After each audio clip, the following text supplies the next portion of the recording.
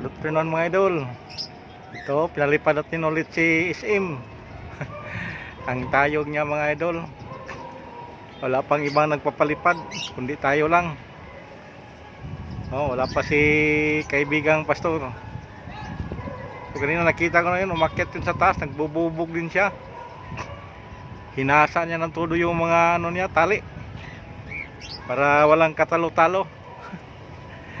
Yung isa pala mga idol, yung stripe na ginawa natin mga idol, hindi ko napansin na yung pala yung tali ko, may pala yun, may hindi na dugtong ng maayos.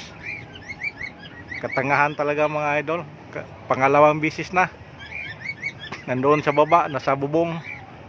Mamaya pakuha ko lang yung mga bata, ibigay ko lang sa kanila kung makuha nila. Ganda sana ang doon, lipad niya. Ang problema lang, pag area ko hindi pala nadugtong. Area dire-diretso sa baba. Baka kinuha na sa mga bata siguro. Nanghingi ang nanghingi ang bubong. Ito na mga idol, matagal ko na tong tago-tago tong SM na to. Hindi pa to nalaban. Yan, pinalipad-lipad ko para ganado siyang lumipad. Parang manok ba, pang fight. Ito, maliit lang yan mga idol. Ito. Panahon pa lang ngayon dito mga idol, daming ulap po. Parang gustong umulan. Kaya malinsangan. Ngayon lang manginhangin kunti mga idol. Kaya lumipad tong natin. Pero siguro kung sobra sa lakas ng hangin, nagkakahiya tong paliparin. Nagumpisa na. Sinisili pa niya si pastor. Sa aking kaibigan ko, natulog pa siguro. Yan, baka nagligpit pa sa niya, tali niya na binubugan. Kasi nakita ko yung kanina, bumili ng stick wheel. Stick wheel lang kasi ginagamit ng bubog. Wala siguro siyang gumarabika o kaya nagtipid. Minsan kasi mga idol, gumarabika yung ginagamit niyan.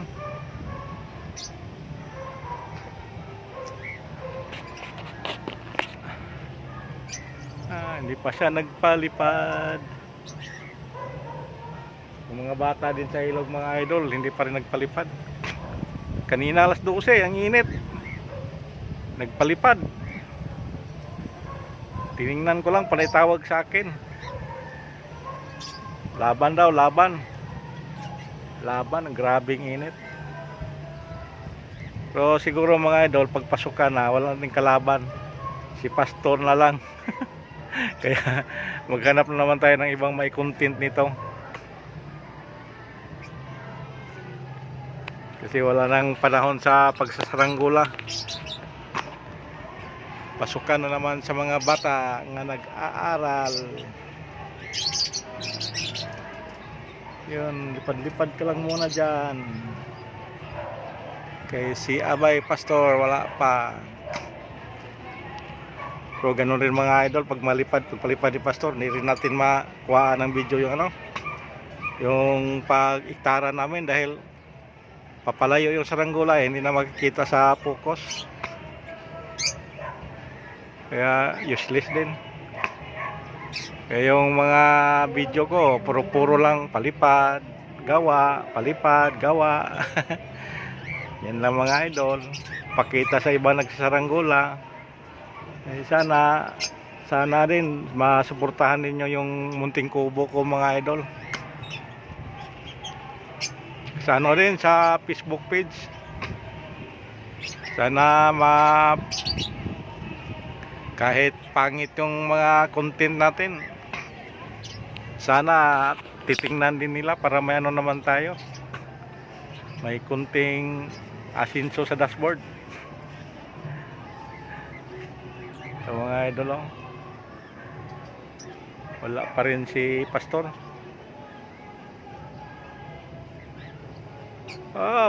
Pag-umpisa na ang likot dahil lumakas yung hangin. Malikot kasi ito.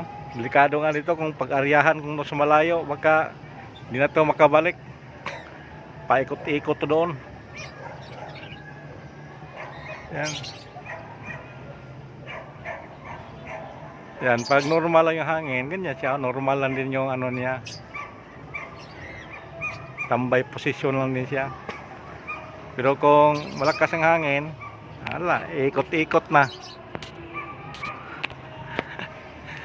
Ayun.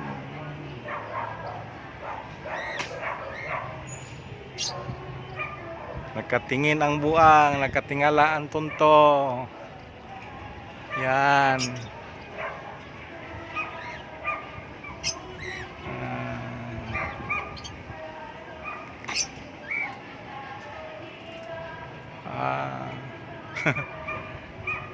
Sige mga idol, thank you for watching, and please subscribe na lang sa YouTube channel natin. Sige idol, thank you, God bless to all.